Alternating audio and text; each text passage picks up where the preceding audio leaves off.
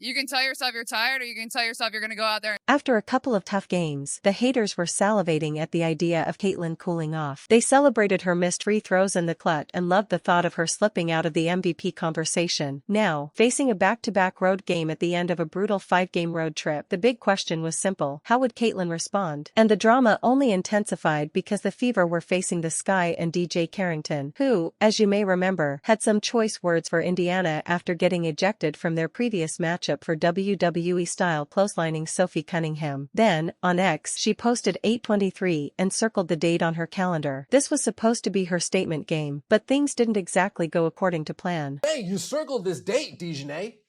You said 8/23 was the day, DiJonai. Well, unfortunately for you, Caitlin Clark circled that date as well. This night was all about Caitlyn, who delivered a vintage performance at personal best, broke WNBA records, and made it crystal clear that she's firmly in the MVP conversation. Stick around until the end because these records are wild. Let's get into the highlight. But first, like this video if you loved watching Caitlyn light up the Chicago sky like a Christmas tree. Caitlyn got the party started with a sweet bounce pass to Kelsey. Then she knocked down her first 3 of the night, using the classic "You Reach, I Teach" on Camila Cardoso. Moments later, she had Cardoso spinning again, running around her like a pylon on the way to her 7th point. And when Caitlyn wasn't scoring, she was firing pinpoint passes to Kelsey like this, and this. Kelsey returned the favor by feeding Caitlyn for her second 3 of the night. At the end of the first, the game was tied, but Caitlyn already had 8 points and 4 assists. It was a strong start, and Dana Evans clearly wasn't thrilled about it. 3 minutes into the second, Evans fouled Caitlyn, who responded by whipping her head back and calling out the embellishment. But Evans' frustration was about to get even worse because less than a minute later, Caitlyn sent her into another zip code with a step-back 3. That clearly got under her skin, leading to some chatter and a little bump afterward. Caitlyn basically seemed to say, "Why don't you go tweet about it at halftime?" She wasn't bothered. At that point, Caitlyn was locked in, eating the Sky alive, and Chicago knew it. Just look at this. This is called gravity. She's drawing 3 defenders toward her, and when that happens, Caitlyn is going to make you pay. That behind-the-back pass was simply ridiculous. Caitlyn finished the first half with 18 points, 6 assists, and 3 threes, but the Fever still trailed by 1. In the second game of a back-to-back at the end of a brutal road trip, Indiana needed something special to avoid a 3rd straight loss, and boy, did they get it. Caitlyn kept drawing defenders like moths to a flame, leaving Lexi Hull wide open for a 3, her second of the game. She would go on to have a strong night and become emotional afterward, and I've got that clip coming up. You have to feel happy for her. From there, Caitlyn and the Fever completely took over. She drained another 3, then another that pushed Indiana's lead to 12. Sorry, JC, you know better than anyone that giving Caitlyn this much space is basically asking for trouble. There's an ugly stat about that coming later. And if you need more proof, just watch this 36-foot bomb. Caitlyn had reached 29 points, and then came the around-the-world assist for her 8th helper. From there, she and the Fever essentially put the Sky away. A casual 3-bang here, a spin move for 2 there, and then another 3. That's 8 threes on the night, a career high for Caitlyn. Then she delivered her 10th assist to complete the double-double. The Fever exploded for 30 points in the 4th quarter and pulled away for a huge win. After a few difficult games, it was great to see the team smiling again, especially with a 4-day break ahead. But the biggest story of the night was Caitlyn. Caitlyn Clark backed up her talk. She said no excuses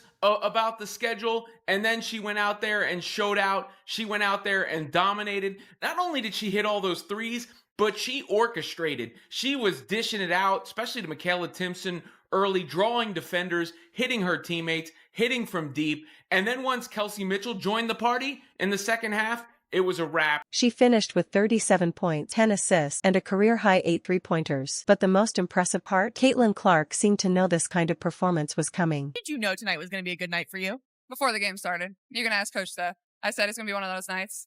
But even after Caitlyn told Stephanie White it was going to be one of those nights, the coach was still left completely amazed by what she witnessed. 4th quarter, 30-13. Woo! 30-13. See and Kels, my God.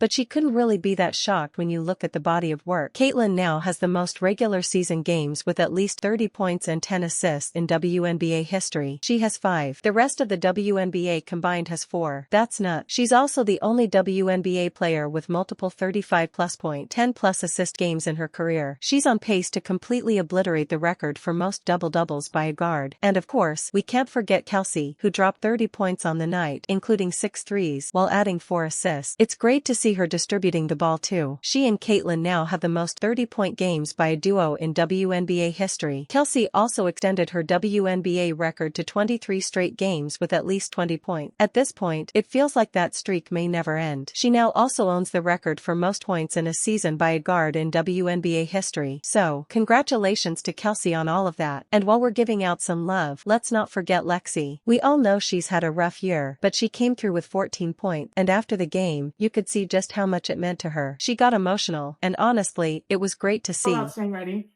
getting the opportunity, getting open looks, knocking them down. I think that's something that all of our guards, all of our players really just take pride in, is you never know when your night's going to come. You never know when you're going to get open looks, but being confident and ready to knock them down. And I'm just happy with how it turned out tonight.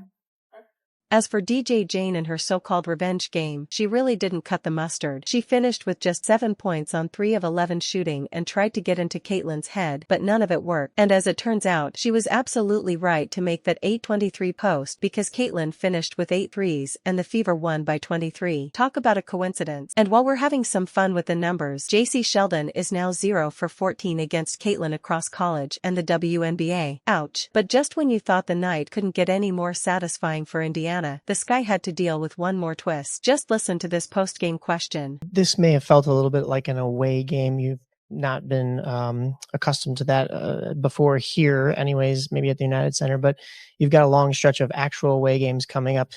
Does that kind of mentally prepare you for that? As for the haters, look, they're never going to stop. A 37-point double-double should be universally recognized as a great performance, but somehow there's still criticism like this. Take this post from notorious hater Cindy Brunson, the former Phoenix Mercury broadcaster, calling Caitlin a stat patter and claiming Paige's 32-point performance against the 7-win Storm was more impressive. Never mind that Caitlin had 29 points and 8 assists through 3 quarters when the game was still just a 6-point contest. How some people can make these arguments with a straight face, I honestly don't know. Either the hate runs incredibly deep or they're just extremely good at rage baiting. But none of that changes what happened. The Fever won. Caitlin dominated. Kelsey kept rolling. KK delivered another solid performance. Lexi finally broke out of her funk. It was the perfect way to head into a well-deserved break. And as Caitlin says,